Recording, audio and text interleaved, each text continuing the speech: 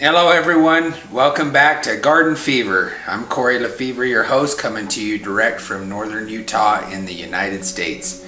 So today I got a great video for you. I got a new addition to my family of plants. So I thought I'd do a video on it. I've been doing my homework on it. I've never grown this particular one, even though I've grown a lot of it in the family. It's a cool looking plant. It doesn't seem too hard to grow, especially if it's in this family, and that's the Cebu Blue Pothos, the Cebu Blue Pothos. It's in the Pothos family. Pothoses are pretty easy. I've grown a lot of them in the past. They're a great beginner plant and a great plant for houses because they thrive in the conditions in the home. It's a little bit smaller than the Pothos, the original or the most popular one, but it's a beautiful plant. So with that, let's get right into it. Let me share with you what I've learned on how to grow it. I've had it for several months now, but I'm getting around to the video now. I wanted to make sure I knew how to take care of it first before I give you information. With that, let's get right into it.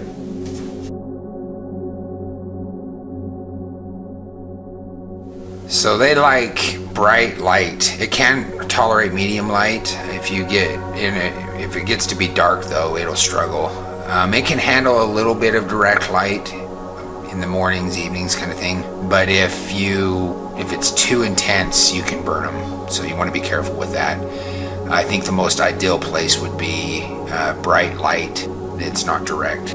It's a tropical plant, so if you got some humidity, a humidifier, or you can mist it, it would be ideal, most optimal.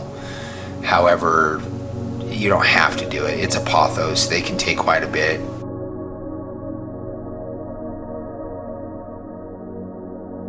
It's not a heavy feeder. It can dry out pretty quick, I've noticed. You can probably fertilize it maybe once a year, twice a year, and it would probably be really good for it. However, if you don't and you miss it or miss one, it's probably not going to kill it either. Alright, you want to make sure you keep it above 50. Below 50, it'll start to struggle. Water it about weekly. I don't like giving time frames because it just depends on how fast your pots evaporate.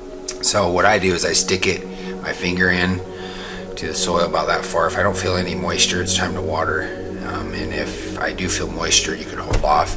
You can also look at the leaves. If it starts to droop and the leaves start to kind of curl, then it's usually a sign of dehydration.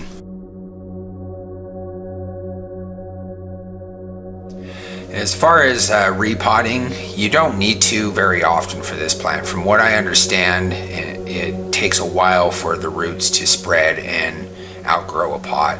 So it's not necessary very often. It is a little bit smaller than the average pothos, at least from what I've seen so far. I haven't put it in a huge pot to see how big the leaves can be, but it does appear to be a little bit more smaller and fragiler looking. I don't think it necessarily is, but it kind of looks like it'll be a little bit more fragile. So you don't have to repot very often. Stick it in a pot and it could probably stay there for a long time before you need to either transplant it or pull it out, put new soil in, and then repot it. Like most plants, loose, loomy, well drained, not too fast because it kind of dries out quick. So if you have a little bit thicker soil, it might do it some good. As far as propagation, the best way is just like in the Pothos family, is through stem cuttings. Clip it, put it in water. Once it gets some roots, you can even use a root hormone to help it. But as soon as you get some roots, you can transplant it into a pot and begin to have it grow in it. As far as rate of growth, to my understanding, it's pretty moderate if conditions are ideal. If you got it in lower light, maybe don't fertilize it very often, it'll probably slow it down to where its growth is slow. If you just leave it and you give it good conditions, it can get over 6 feet long. It's a vining plant, kind of just like most pothoses are. Push the boundaries on that. On regular pothos, I've got some vines that go out, well over 100 feet.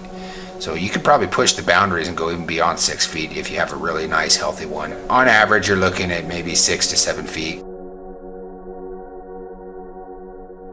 it's relatively safe. It does contain a compound that can irritate their mouth and give them a little bit of an upset stomach if they chew on it. So if you have dogs or cats that like to chomp on your houseplants, there is some potential irritation that could come from it, or they're allergic to it. As far as common mistakes, I think the most common mistake would be the watering.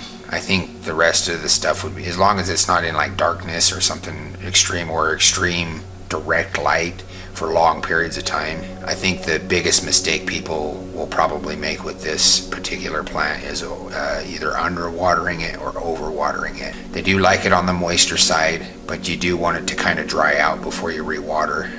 When it's got soil and it's just sitting in soppy soil for long periods of time, that could affect it. So I think just keep an eye on it, get a rhythm, find out how often it takes for your pot to dry out, adjust your schedule accordingly.